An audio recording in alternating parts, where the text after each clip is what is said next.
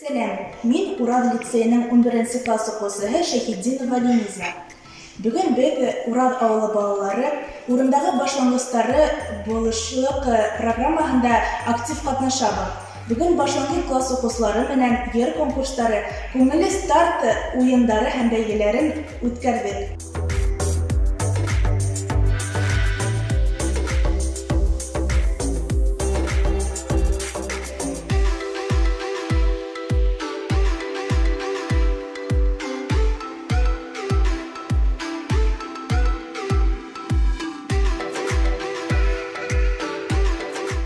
Biz Урал ауылы балалары ауылыбызда заманса балалар майдансығы болуын тілейбіз.